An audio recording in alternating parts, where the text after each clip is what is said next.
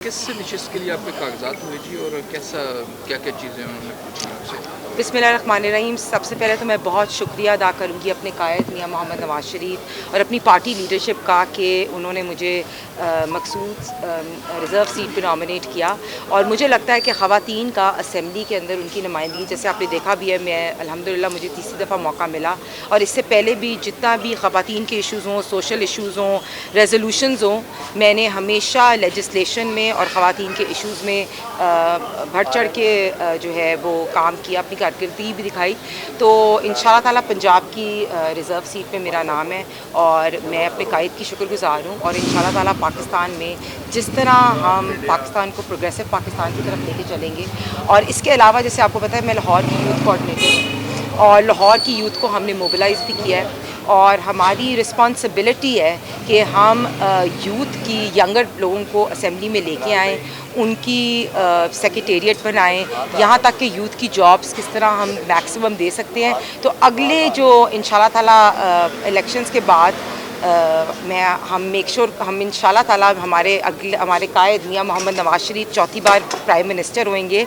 और सबसे ज़्यादा हम देखेंगे आगे के यूथ की स्कीम्स जो हैं वो अनाउंस की। अच्छा मैडम, ये बताइए कि जैसे अभी आपने ख़वातीन की बात की, तो आज पीटीआई की ख़वातीन जो है उन्होंने भी यहाँ एहतजाज किया है कि उनको लेवल प्लेइंग जो वो नहीं मिली। इस वाले से आप क्या कहेंगे, क्या उनको भी मिलनी चाहिए इलेक्शन? देखिए, अगर आपने देखा हो कि कितनी 2000 से ऊपर उन्होंने कागजात सबमिट कराए, तो ये तो झूठ है ना। ये जो लेवल प्लेइंग फील्ड की बात कर रहे हैं, या पिछले 2-3 दिनों से वो रोज़ कह रहे थे कि हमारे कागजात जो है वो छीने जाते हैं, तो फिर कैसे 2000 से ऊपर उन्होंने कागजात जो है वो सबमिट कराए।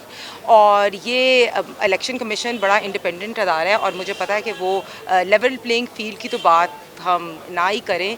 जो हमारे साथ 2018 में किया गया था वो आपको भी पता है, जिस तरह हमारे कायद को पॉलिटिकली विक्टिमाइज़ किया, मरियम बीबी को और सारी हमारी पार्टी लीडरशिप को।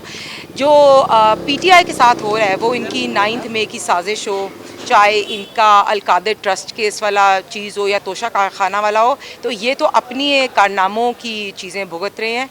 और किसी भी पार्टी को जो मुल्क के अंदर तशद्दुद करे, जो रियासत के अदारों पे अटैक करे, तो उसके ऊपर जो है उस चीज़ को हमें आइज़ क्लोज़ नहीं करनी चाहिए। इनसे एग्री करेंगे कि जो कुछ 2018 में आपके साथ हो रहा था वही आज पीटीआई के साथ? मैं बिल्कुल इस बात से नहीं एग्री करूंगी। जो हमारे साथ 2018 में हो रहा था, हमें पॉलिटिकली विक्टिमाइज़ किया जा रहा था, हमारे पे फेक केसेस बनाए जा रहे थे, हमारे लीडर को जो अवाम का चोज़न लीडर था उसके ऊपर झूठे केसेस से उनके ऊपर साजिश करके निकाला गया। इधर जो अभी इमरान खान या पीटीआई के साथ हो रहा है वो इनकी 9 मई की अदारों पे अटैक है, उनका तोशाखाना की चोरियाँ हैं और उनके साइफर लहराने वाली चीज़ है। मैडम, ये बताइएगा कि माजी में आपकी जमात ने सुप्रीम कोर्ट में जो है वो मामला किया था, आप लोग अगर आ सकते हैं तो क्या आप समझती नहीं कि तहरीक इंसाफ को जो है वो उनसे बयान खल्फी लिया जाए, उसके बाद जो है उनको भी जो आपकी तरह चांस दिया जाए जिस तरह मुस्लिम लीग नून को चांस दिया जाए? हमारे लिए सारे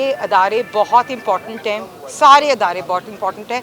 और जुडिशरी की इज़्ज़त करना और जुडिशरी को एक इम्पॉर्टेंस देना इज़ वेरी इंपॉर्टेंट। जैसे आपको पता है कि मियाँ साहब जुडिशरी की रिस्पेक्ट करते हुए 2018 में, हालांकि उनके पास उनके फेक केसेस थे, वो अपनी बेगम को वेंटिलेटर पे छोड़ के अपनी बेटी के साथ अदारों को रिस्पेक्ट करते हुए आए।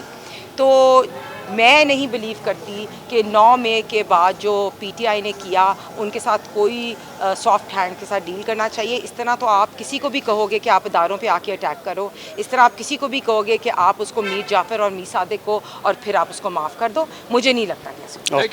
Thank you.